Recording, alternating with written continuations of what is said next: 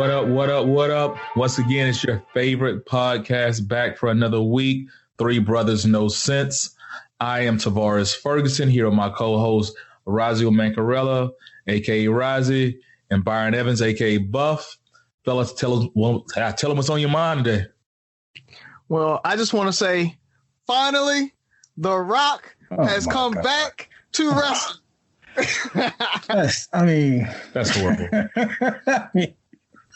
What? Because you guys don't like The Rock, or we like The Rock. My impersonation. I don't watch wrestling anymore. So.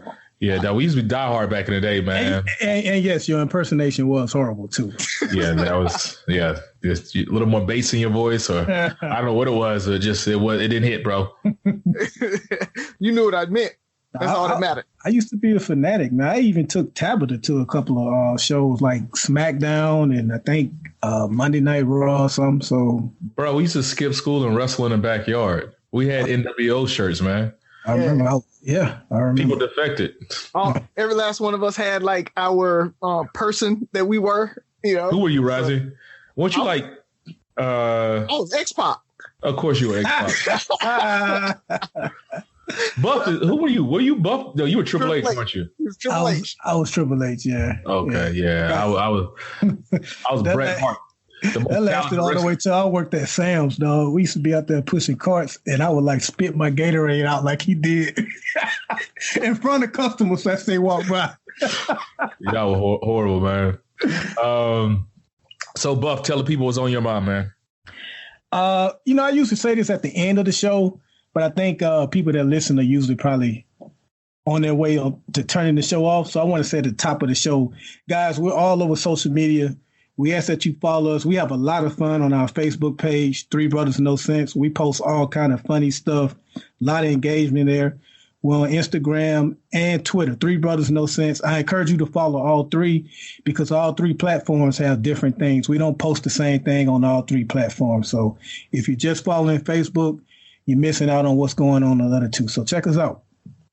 All right, man. I'm going to tell you guys, and this is, I guess, a PSA. Global warming is real.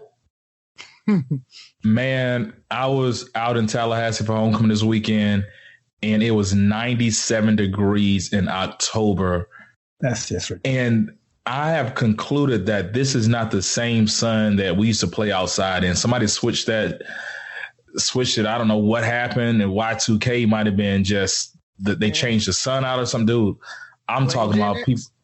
Hey, man, Gen X, man, that's what it was. Gen X switched us. Oh, yeah, by the way, Razi, Lenny wanted me to tell you to F you for talking about Gen X. Yeah. Oh. Yeah. So we got beef on the show. I don't know if you got the message, but he can't believe you down Gen X like that. So I mean, we can invite him to the show and he can try to defend. No, you don't want. You don't want. As a matter of fact, I'm gonna reach out to him. Because he would be a good first guest. That dude is freaking hilarious. So we might make that happen. Lenny, if you listen to the show, get your questions ready and get ready to defend Gen X. Try. Yeah, but homecoming was a blast. Class of 99, we raised over $200,000. Had a blast. I'm not built for that life anymore. It's real in the field. So see you guys in another 5 years. And I'm ready to party with Class of 99 in Mobile, Alabama for homecoming, all class reunion in November when we will be doing our live podcast. But since I've done the promo for that, now let's pay some bills so we can make sure that we make it to this live show. My dad works in B2B marketing. He came by my school for career day and said he was a big ROAS man. Then he told everyone how much he loved calculating his return on ad spend. My friends still laugh at me to this day. Not everyone gets B2B, but with LinkedIn, you'll be able to reach people who do. Get a $100 credit on your next ad campaign. Go to linkedin.com/results to claim your credit. That's linkedin.com/results. Terms and conditions apply. LinkedIn, the place to be, to be. All right, fellas, we're back. It's my favorite part of the show. It's question time. Let me see what I have for us today. Oh, brother. Man, let me see. I had a couple of questions, but I think I'm gonna do this one. And it might be a little lighter than usual. And And I think it's something that we're all guilty of. So let's play this game first of all. When Barack ran for president, when the DC sniper happened, or when anything happens in the news that's off the chain, what's the first thing you do and or say? I hope he won black. Don't be black. I hope he won black. So my question revolves around the black or white issue, or, is it just me, or I can literally turn on the TV right now. I can be halfway through a game show. If I turned on The Price is right now, and it was 3 people on the stage, and it was one black lady, you know who I'm rooting for. Oh, yeah, definitely. That's not just you. Matter of fact, Saturday Night Live just did a skit on that. It is That's what made me think about it. So Saturday Night Live just did a skit talking about it was almost like a race war, a race game. So basically it was them on a news show going over these I guess news stories, just news stories. And every time something was mentioned, it was kind of like, oh yeah, he was white. Oh, he was black. So it literally became a contest, and they were keeping score. So they did the hurricane name. So why is it that we are just by nature, we keep score? We root for the black person. We hope it's not the black person. And is it are our biases stopping us from seeing the bigger picture sometime? I don't think that's just limited to black people when it comes for the rooting part of your question. When it comes to rooting for, like, I'm a huge boxing fan. And one of the ways Mayweather made so much money is he knows that that's what people key in on. So he would try to always fight a Mexican fighter on like Memorial Day or a Mexican holiday or whatever, because Mexicans are going to come out and root for their guy. And he was hoping black people would come and root for him. So the rooting portion, I think that's for all races. Now, as far as hoping that it's not a black person when there's like a crime committed or something in the news and you're waiting to hear what the suspect is, I could be wrong, but I do think a lot of that is limited to us because I think we're such a minority, man. We've just had so many negative stereotypes in movies and music and just everything that, real life news stories reinforce that. And so we're just hoping that stereotype isn't like brought to life in this particular news story. So we're rooting like, please don't be black. Please don't be black. Damn, he's black. What's the biggest story or something that you saw and you was like, please don't let this be. Please don't. I think you took it, man. I want to say the DC sniper, man. I mean, that was so long ago, but I feel like and I kind of take that back too, because I think I assumed it was a white person that I wasn't sitting around saying, please don't be black. So it's funny. Anytime you see a sniper or a serial killer or anything like that, it's like it's the assumption that they're white. And then you're surprised when it's anything different. Yeah. So, which is why it really baffles me that, law enforcement and the media try to always skew it towards a black person or that like black on black crime. And they want to perpetuate that myth when, we like we said, we automatically assume a mass shooter is white. We automatically assume a serial killer is white. You could even probably say if a rapist, if they say somebody raped somebody, 9 times out of 10, you're going to assume it's a white person. Even though, black people rape folks. I mean, it's one of those things that we all have our stereotypes that we automatically go to. Unfortunately, and that every rapist isn't a white person, and every mass shooter isn't a white person, even though most of them are. Let's be honest, but every one of them are, and so I think the DC sniper probably was the most surprising to me, but even the Boston bombers, the marathon bombers. Oh yeah, they were Hispanic, right?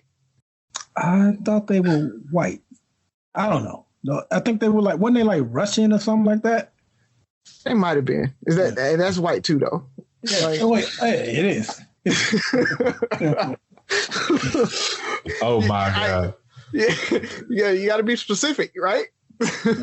Yeah. So, I mean, but for my answer, like I think Byron kind of hit it on the head. It's one of those things that the stereotypes are there, and so you're just hoping that it's whoever it is isn't going to reinforce the stereotype. It's that idea of we always put our entire race on our back and we carry it, and we know that everything that one of us does is going to be blanketed across all of us.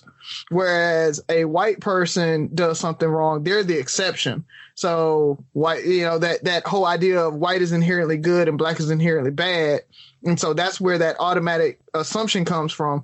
And so what you're trying to do is say, don't be black, don't be black, don't be black, so that you can't perpetuate that stereotype, so that we can try to get out of that. And media had a lot to do with it too, because when you really think about it, media concentrated on those black acts of violence and everything. And then, you might get a little ticker for somebody doing something, a white person doing something, but then all of a sudden it's a front page, breaking news and everything else if it's in the black area. So, it's media has done that. And truthfully, I can't say that they've started to get better. A little better. It's not perfect by any means, but I think the media has started to look at that as you get more diversity in the producer, in the booth, in, upper management. They're tracking that, and they're making sure that, hey, we give, I hate to say equal representation to violence, but we do give equal play and equal representation to that. Well, I agree with you of the coverage, but the way they label things are definitely different. And oh yeah. So, but I guess that was a lighter part of my question. I think the back end is, do our biases end up hurting us? So, I look at a lot of times, and we really don't try to get into politics on the show, but, when we have a black politician, especially on a national stage, we hold them to a higher standard because they're representing the culture? I think about Kamala Harris, how people were coming at her so hard in the beginning because of her views. They still are. I guess I don't see it as much, but, of her earlier views. And it's like, I don't think there's one politician that I've ever been around or that I agree with everything they said, especially in the past. Maybe she's reformed on some of her views, but it's like we attack that. And then at the same time, politics is one side, but even with the news article that we put on our Facebook page a few weeks ago, maybe it was a week ago, about the young lady who claimed to have been attacked by 3 young white boys at her school. Oh yeah. We automatically, were screaming for their heads. We trusted her. Like, of course she's right. Of course she was attacked. We understand it. It's like, did we give those boys a fair trial? Did we even contemplate that she could be lying? Because it would have been reversed. We'd be like, black boys don't do that to white girls. They know better. Ain't 3 black boys going to jump on a white girl and cut her hair like that. We don't even raise boys to do that. Like, we didn't give them the benefit of the doubt, and we just took her side because she was black. And sometimes that crying wolf could hurt us, as well as the standards we set for black people with a lot of public appeal. Yeah, so, I agree. Go ahead, Bo. Well, I was going to say, I don't know if I completely agree with that, because I guess it depends on the detail of the story. Because if you look at your boy Jussie Smollett, a.k.a. Juicy Smollett.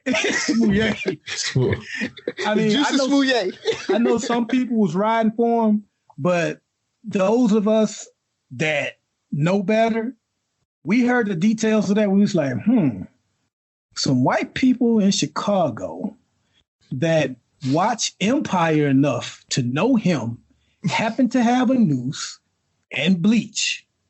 Wasn't this like in one of the wintertime months? Wasn't that earlier this year?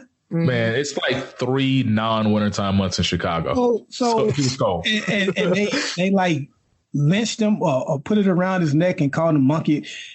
You listen to those details, you was like, I ain't gonna say nothing. I'm gonna just wait and see on this one. Mm-hmm. As opposed to the girl, you can see that happening because bullying happens a lot in school, and we know racism is still prevalent. So I don't think we necessarily just jump to defend a black person every time we hear a story, because depending on the details, a lot of us know how to be like, okay, we'll just we'll wait and see on that one. Well, Juicy's story was just horrible. It wasn't it though, but you had Juicy, you had Razi P. Henson, you had all these black celebrities, justice for Juicy, and we really calling this man Juicy though. Justice for Juicy, yeah. I ain't trying to get sued. Yes, we're gonna call him Juicy the whole episode. Yeah, the Frenchman. So I don't know. I think we kind of wait for the details. I think it does come down to the believability of the story. So we're probably going to give the black person more credence and listen to the story more than say a white person might. Mm-hmm. So I think that might happen where we're going to actually listen all the way through and we're going to give the black person the benefit of the doubt. Like I said, going back to that white is inherently good, black is inherently bad. We don't think that. So what we're doing is actually listening to the facts of the matter and giving them a chance to get it out. I mean, that story with her getting her haircut, like Byron said, was very believable. It's not outside of the realm of possibility at all. So yes, we're going to believe her until, and they have to prove them that they're not. Same way law enforcement would do, right? It's like, okay, you're a suspect. I think that somebody reported it. I'm going to listen to it. And when the facts came out, everybody was like, okay, she lied. And they were on her. They were like, oh, she shouldn't have lied and this, that, and the other. And people, came down on her. So I think the only thing is we don't jump to conclusions to believe the white person automatically. And we give the black person at least a fair shake in our judgment. But we take sides quick, though. I disagree. I feel like we take sides. Like, maybe those police really fear for their lives on all these shootings. Maybe they really fear for their lives. We don't buy that at all. Like, we just, if they said that I got shot by police, we ought, and maybe it's me or the people I hang around that is already the narrative has formed in your head what happened. Yeah. I mean, because I'm probably in the minority with the whole Geiger, incident, because the thing about it is, yes, she murdered him. Let's put that out there. I don't want anybody to think that I'm doubting that. Yeah, what you got to say on this? What I do, and I think that's where like the brother saying that he's going to forgive her and all that. I don't think it was her going in saying I'm racist or this, that, and the other. I'm gonna shoot this guy. I think she came off of a shift. She was tired. She went into the wrong apartment. Didn't really think about what was happening. Saw somebody there. She's, like I said, I mean, Byron, you're a cop. People don't like y'all. So she's already on edge. She's coming off of a shift. And so she walks in and she sees somebody in an apartment. And you guys know apartments are generally laid out the same. I mean, and if it's dark, you might not notice that, his couch is different than yours, that type of thing. So we don't know all of that. I don't remember. How did she get in the freaking apartment? It was unlocked. It was unlocked. So that's the thing is, so when you really step back and look at it, it was murder, but I don't think it was intentional. I think that's why the brother was able to say, I forgive you, because I know you murdered my brother, but I don't think it was on purpose. Like, I don't think you intentionally tried to go in and murder him. But at any point, did she fess up like, I made a mistake? Like, did she try to say he came at her, or did she try? You lose me, Razi, because of how they tried to like cover her tracks. And again, what's the threat?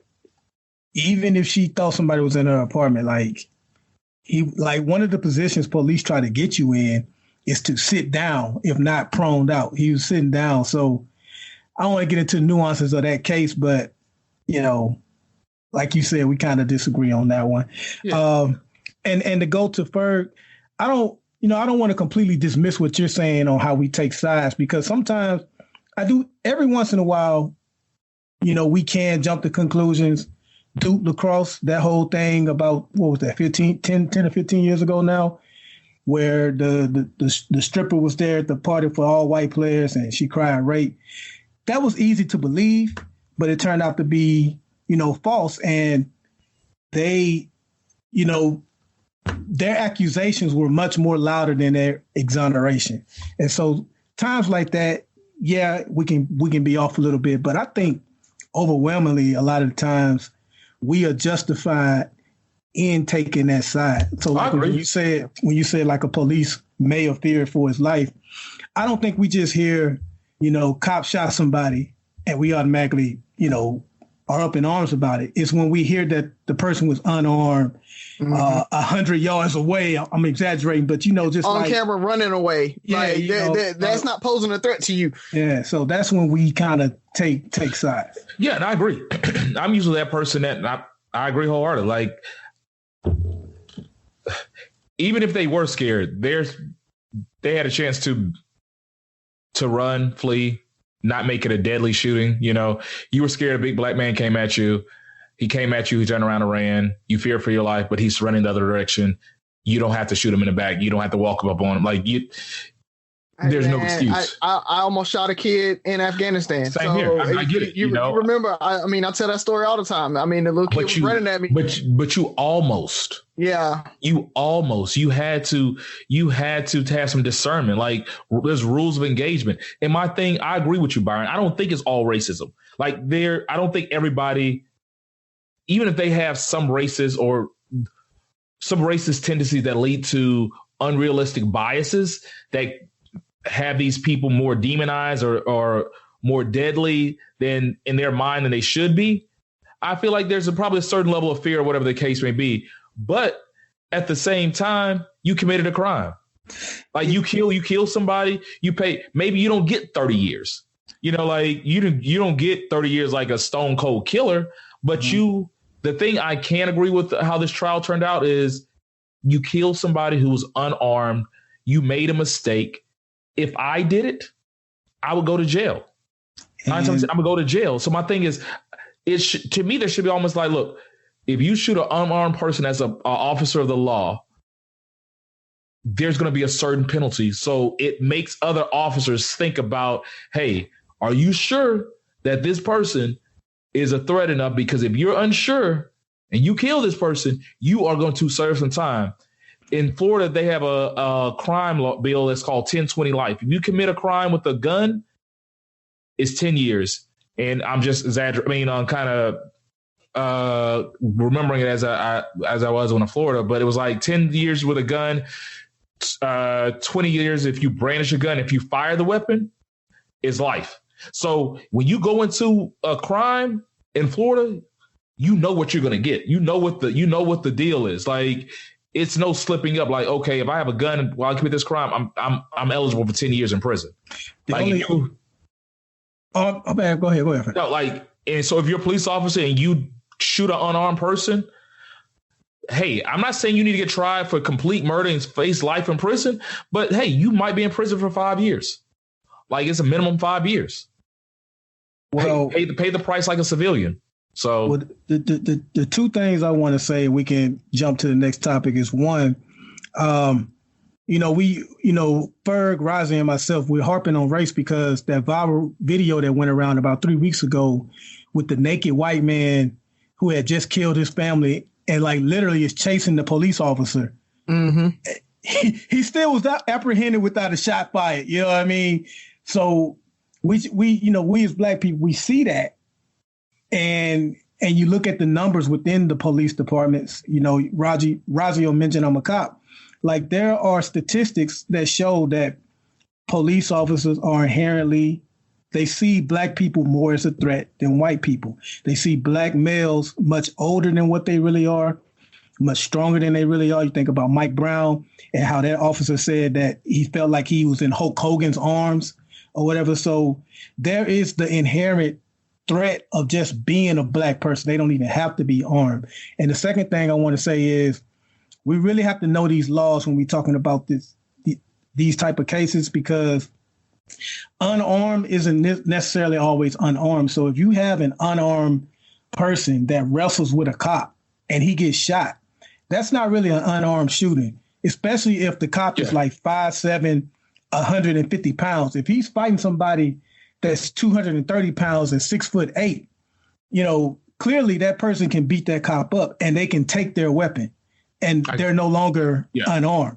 And that's one of the things we have to consider. Like, it's not always just you have to have a weapon in your hand to be considered unarmed. Like, the law gives officers the right to, like, determining factors are size, skill, all that stuff is played into the Supreme Court case on use of force. So I bored you guys enough with that. We can move on to something else if you like. Oh man, I'm the nerd in me. I was listening intently. That was good stuff. So who's up next? I guess I'll jump in. Two things I want to talk about before I ask my question. One is Breaking Bad, the movie, comes out on Netflix tomorrow at 8:00 in the morning. So I guess when you guys hear this when the listeners hear this on Monday, it's out. So if you ain't watched it yet, you need to go check that out. And the second one is there's a new show by Michael B. Jordan produced it called. Yeah, have you started watching it? It's called Raising Dion. So, the nerd in me, if you like superhero movies and stuff like that, it's about a single mother that's raising a kid with superpowers. And so, yeah, and she is kind of fine. I'm not going to lie. So Dion Mama, hey, Dion Mama. But anyway, with all that going on, all the movies and everything that's happening right now, what I wanted to ask you guys is your top 3 series and your favorite scene from one of those 3. Top 3 favorite series. Like current series or all time? All time. Top 3. Because I know number 1 for probably most of us, or one that's in the top 3 for all 3 of us. So, well, number 3 for me, I think is I got to go back and watch both of them, but it's out of Dexter and The Shield, and it's probably The Shield number 3. Number 2 is Breaking Bad, and number 1 is The Wire. And I'll give you my favorite scene in a moment. Let's go to Ferg on his top. I'm lost, man, because I don't have a very I don't really get into shows like that for real. Like, I'll watch a show and then stop 3 seasons in. I'm trying to think what show. I mean, man, you got to come back to me, Razi. I got to think of that one. All right. So, Byron, where was The Wire in yours? Number 1. Number 1 for you? Yeah. All right. So, for me, I think it's going to be Dexter at number 3. That's a good one. I'm going to go with, and this is kind of the nerd in me, right? So, Naruto Shippuden is my number 2 series. So it's an anime, probably one of the best animes out there. Hey, Jasmine watches that. She might. She should. It's pretty cool. And my number 1 definitely is The Wire. Like, I haven't seen anything that can stand up to The Wire. I would have put Game of Thrones in there had not it been for season 8. And so Game of Thrones up there for me, but season 8. So I have The Wire and Game of Thrones in there right now, but I'm really debating with Game of Thrones just because of season 8. So, but I got to give them credit. I mean, 8 seasons, 7.5, 7.25 seasons. I mean, that show was flawless. It was phenomenal. Like, I've never seen writing and somebody keep you on edge and the suspense and the turns. You think something, like the show that when you first watch it and you think the main character, like, oh, this show is about Ned Stark and his family. Oh, they killed this nigga.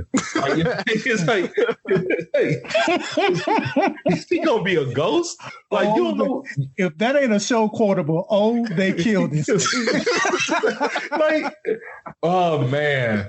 And I don't know. I'm gonna switch it up. So I got Game of Thrones just because of the child and the fantasy lover in me. Because I'm a deep thinker, and I know I'm gonna get flack for this.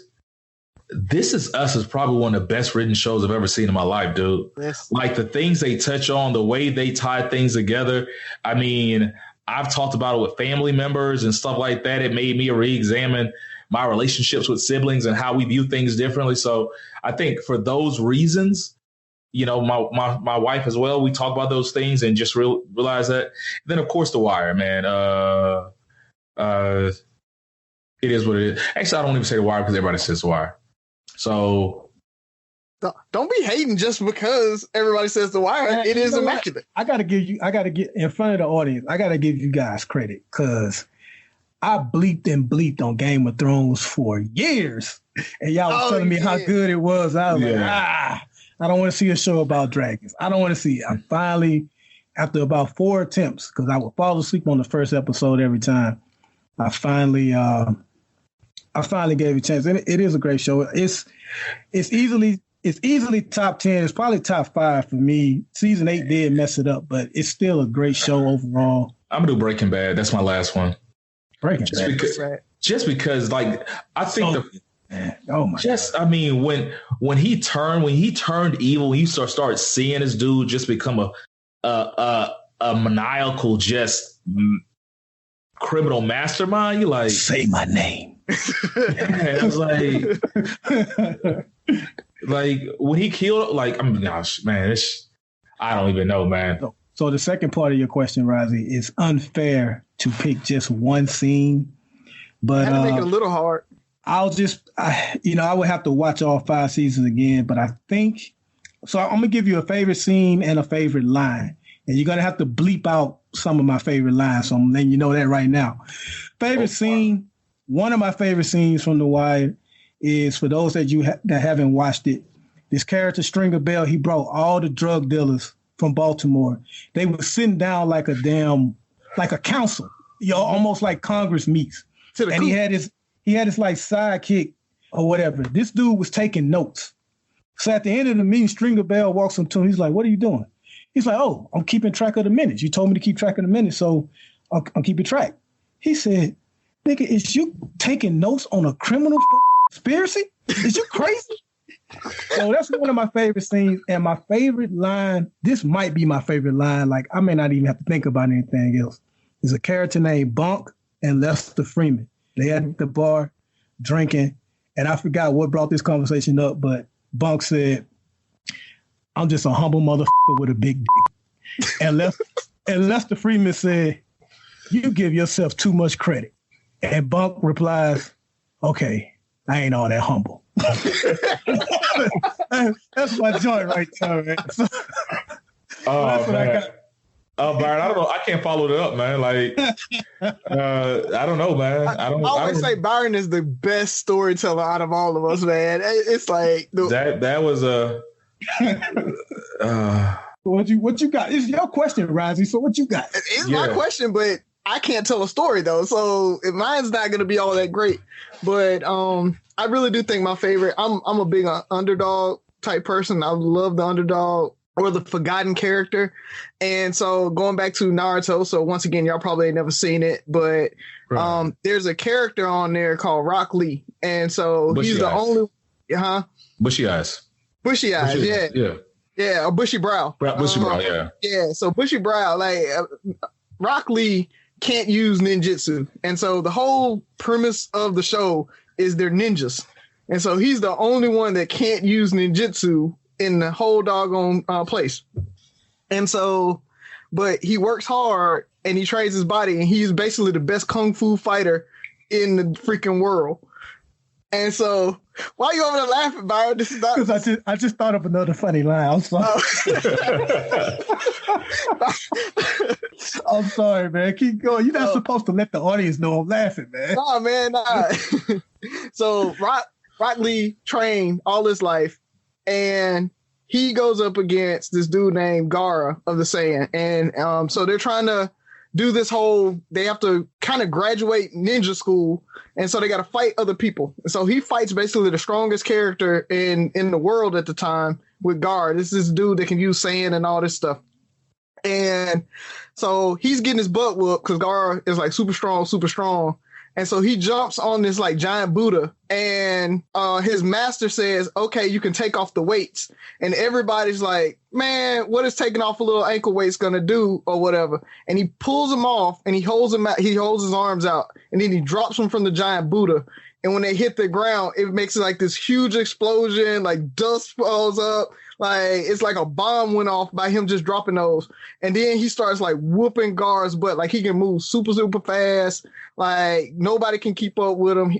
Gar's like guard, his sand moves by itself. It can't keep up with him. And he starts whooping his butt. So he becomes like, you know, the best ninjutsu or the best ninja in the area just by hard work and being able to work more and harder than everybody else. So, man, it's an awesome scene. I'll share it with y'all on Facebook. But if you don't watch anime, go watch that scene and you'll be hooked from there on. I got nothing for you fellas, man. I can't remember a scene that just takes it off for me, man. All right, Byron, you can tell us your other scene. I'm going to default to you. I mean, you would have to bleep it again, so I don't know if it's worth. Hey, at this point, I think we might. This is not a made for kids show, and we might just put the E on this one. And it's not even like a long story, but the same character, Bunk, he was drunk this time, and he said, "Hey, Jimmy, you know what the plural is for pussy? Pussy." Bunk is just stupid, man.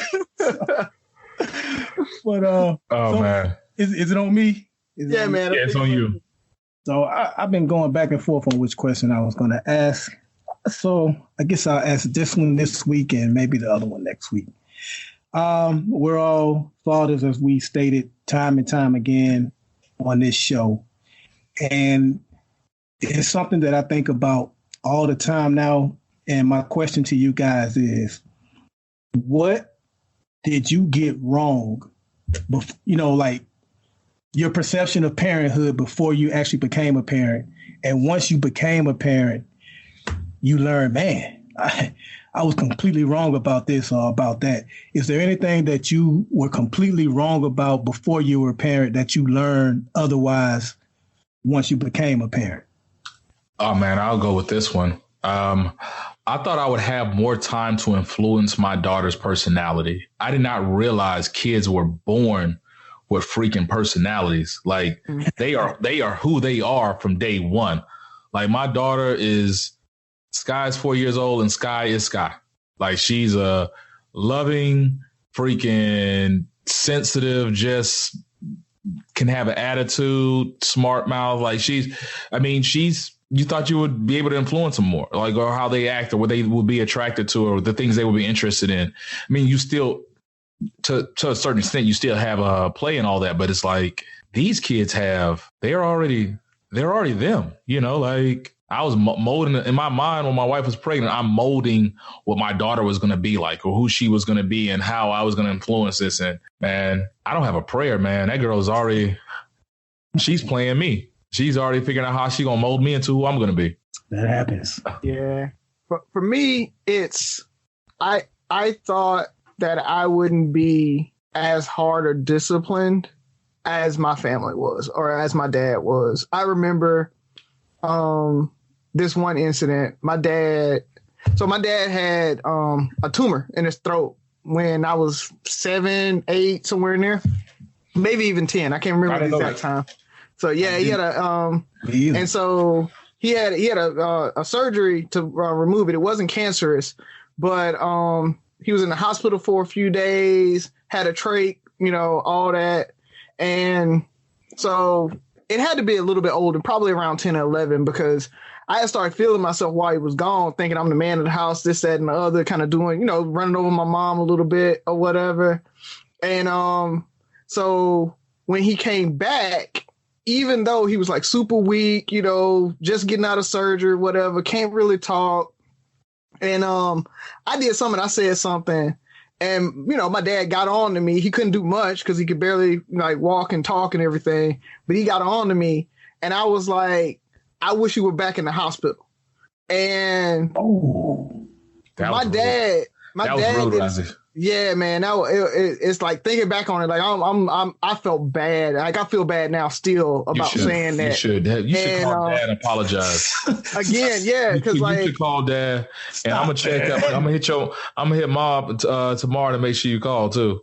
Yeah, man. Because I remember after that, my dad didn't even say nothing. That was how bad it hit him. Like he didn't do nothing or anything. He just walked out on the front porch and sat on the porch and like I thought about it and I went out there and I was like, I apologize. I was like, damn, I'm sorry. I didn't mean that. I remember that was probably the biggest hug me and him gave each other like ever. And that made me think about you have to be a parent. You know, you can't be their friend. And you know, we all think I'm gonna be the cool dad. I'm gonna be the cool parents. My kid's gonna love me. And then, you know, I've had that. I've had to tell Sophie no. And she's like, I don't like you anymore, Daddy, or you're not my friend anymore. And thinking back on that situation with my dad, I was like, I'm not trying to be your friend. I ain't got to be your friend. I'm your parent. I'm trying to make sure that you're going to be straight, that you grow up, that you are safe, that you know what's happening, you know, in life, and you can go and be a successful adult and live your life. And so, man, you just have to really toe that line because you still want a relationship with them, right? You still want to get that hug and them be excited when you walk in the door, but you got to keep them on the straight and narrow too, and not be their friend. Man, that's good stuff. And that's, like I say, man, I learned stuff with you guys doing this show. Did not know your dad had that, man. And just hearing your response to him by saying that, like you wish you still in the hospital, like that couldn't be. Oh, yeah, man. We all have kids. Yeah. Heck, man. Oh, so for me, it's kind of like, I guess I got two answers. One thing I truly learned this because I think we've all had parents that would say, this is going to hurt me more than it hurts you when they get ready to whip you and stuff like that. And I always thought that was BS as a kid. Man, it's so true. Mm-hmm. It's so true. Like, if you have to whip your child, it kills you. It kills me to even have to be mad at my daughter. And I think growing up, we as kids, we felt like the parents were like gleefully catching us doing something so we can be in trouble. Like, you know, I got you. And they were kind of robotic, you know? Yeah, so they get to punish you. They were happy about it, but they're not. It's not something you want to do to your kid, man. It's not a good feeling. So but the number one thing I learned, man, and this is almost, in one word, I could say everything. I learned I was wrong about everything. And by that, I mean, I remember I would say stuff like, man, there's no excuse for a parent not to check their child's homework every day and make sure they cook for them and show it to all the PTA meetings and all that stuff. It's no excuse. You know, it's no excuse. That's why kids are bad today, because parents don't do this and that. Listen, on the front end, let me just say this. You should check your kids' homework every day. You should try to make every PTA meeting. You should. But I'm going to tell you right now, if you don't have kids and that's how you think, let me tell you right now, that sounds good. Mm-hmm. But work a 12-hour shift and fight an hour and a half commuter traffic. Get home tired, co-worker and snitched on you, boss, supervisor and yelled at you, and your kid got 10 problems of math homework you ain't looked at in 20 years. Man, that's tough. And it's new math. It's tough, man. It's not as easy as I thought it was before I became a parent. Like, you should just be able to do this and that, and everything else will take care of itself. Man, life happens. Life takes place every day, and it definitely, like, it's work. Like, I just, before we came on the show, I was checking her homework.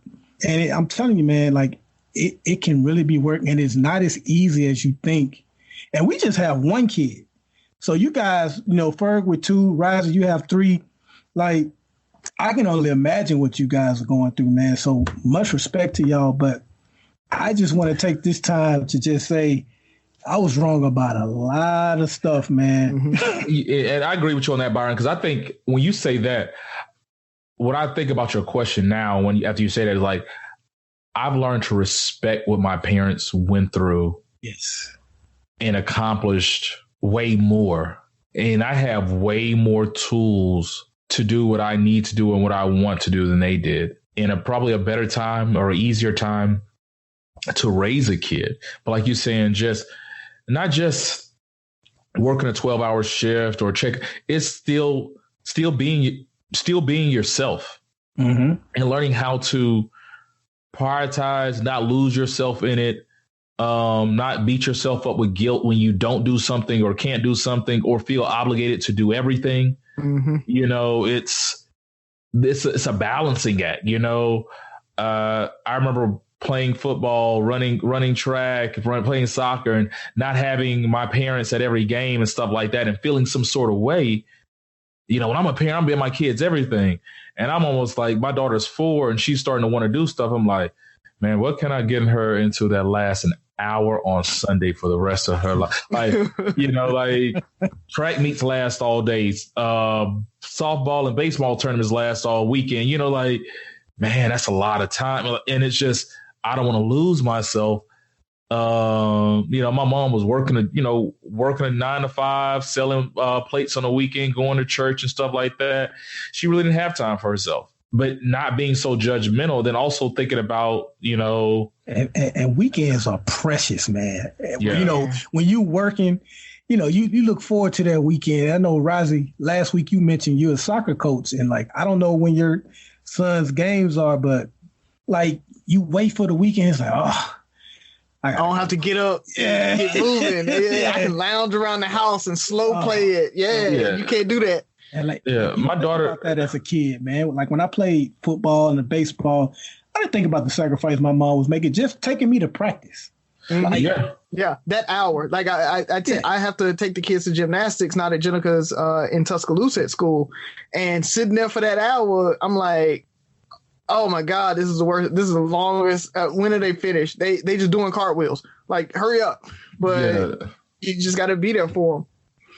Yeah, I mean, it's a challenge. So hats off to our parents and people who had to do it, and the people that are doing it by themselves. You know, I always learned this a few years ago with one of my line brothers, as he was trying to develop a better relationship with his dad. Is consider where they were. You know, Byron, you're 37, 38, right? Yeah, 38. And how old is Jasmine? 10. She'll be 11 on Halloween. Yeah, 10, 11. So you still had her in your late 20s. You know, like I had my kids in mid to late 30s. We had a little more probably going for ourselves. Razi, you stability. had stability. But at least you were still in school and like you were building a career and stuff like. You know, I think about my mom had, and I don't know how old your mom was when she had you, Byron, but they were young, growing up in Mobile, Alabama. There's not a lot of opportunity, and the stuff that were able to accomplish and have to deal with is great. So when I think about those times I was upset with my parents, you know, I learned my mom had me when she was 22. Yeah, 22. So I think about me being 10 years old, my mom being 32. At 32, I was still having the time of my life, you know? I really had little to no responsibility. I was just getting married. These guys accomplished a lot. So, man, I realized that you can't be as judgmental and think things are going to be as perfect as you thought they were going to be, and how to be this perfect parent. Because, but I'll tell you one thing that I thought as a kid that I know better now is my lies sucked. I was already horrible. But, you know, in high school, I was really bad at lying. But you got to think, when you're a kid and your parent be like, what you doing? And you be like, nothing. Or you be lying and telling them, I'm doing this and that. And you know better. That pause. Yeah, like you thought you got away with it. No, your parents let you get away with it. But, you know, now as a parent, we let our kids get away with it when they be like, because it's not even worth. Broke the vase. Well, it's two of us. Your mama sitting right here. It's not even worth dealing with that. That you're so tired. Sometimes you're like, I don't even want to just All I do now, man, if I hear a loud noise, I just wait. If I don't hear any crying, okay, she good. All right, we'll check it out later. I realized my patience and like my daughter's clumsy. She fell the other day, and I just like Sky, stop running, stop running, Sky, stop running. 5 minutes later, boom. And in my heart, you know, I want to just go run to her and be that dad, but it's in them like, you'll learn a lesson. Here we go again. As our homeboy Stout, if you're gonna be stupid, you're gonna be tough. You better be tough. He told his kid that every day, every time we saw him, stop. And he's like, look, don't worry about it. I think we were playing hacky sack. We were playing hacky sack. Football, I think. No, it was hacky sack, and Levi ran in the circle between us, and Styles ended up kicking him or something like that. And he started crying, and we were like, "You gonna do something?" He's like, "Nah." Levi, what did I tell you? He literally had his son quoted, like, "What did I tell you? If you're gonna be stupid, you better be tough."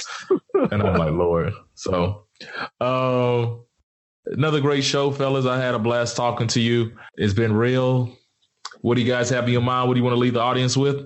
I'm just gonna. I'll let Razi take us out. I'm just gonna say I mentioned early in the show I'm a huge boxing fan, so I started the day off with one of my favorite boxers. He was in a bad accident down in Dallas, Texas. Earl Spence Jr. Car flipped over. He got ejected from the car. The last I saw before we came on the show is he was up. He was responsive. No fractures, no broken bones. As a fan, I don't even care if he ever returns to the ring. I just was happy that he's alive and will make a full recovery. So prayers up for him. God was with him. Hope he's learned from this. And glad that he's doing okay. All right. Well, since I can't really say anything about this, I'm going to kick it over to our senior military correspondent, Horatio Smouye. He's French as well. So Horatio, take it away. Yeah, thanks, Razi. All right, look, this whole thing about the Kurds and us pulling out of Syria is bull. We letting a lot of people die. We letting our allies just leaving them on the hook, and it really pisses me off as a military advisor to Three Brothers No Sense. We need to be doing more. And so if y'all got any questions, just hit us up. We can talk about it. I can talk about it as Horatio Smouye, who is not a member of the military, and I have no relation. Even though I sound a whole lot like Orazio, I'm not Orazio. Just want to let you guys know that. Back to you, Orazio. Hey, Horatio, thanks, man. We appreciate that intro. Ferg, take us out, man. Hey, man. I'm going to just challenge everybody to take time out and pay it forward this week. Do something nice for somebody. You know, I was in Tallahassee this weekend. We were challenged to do something for the students on campus. So I bought some meals for some people while I was standing in line buying food. And I remember being a broke college student and just seeing them go to the front of the line and order their food and or pick up their food and realize that it was already paid for. Meant a lot to them. So that was just something small, but just pay it forward and do something nice for somebody these days. We all need it. So once again, it's been a pleasure hanging out with you young brothers. Anything we missed out, left on the table? I think we got it all, man. Good, man. Well, I will hopefully maybe next week we might have a new guest on the show. So once again, Three Brothers No Sense, your favorite podcast, signing out. Talk to your brothers and young ladies next week.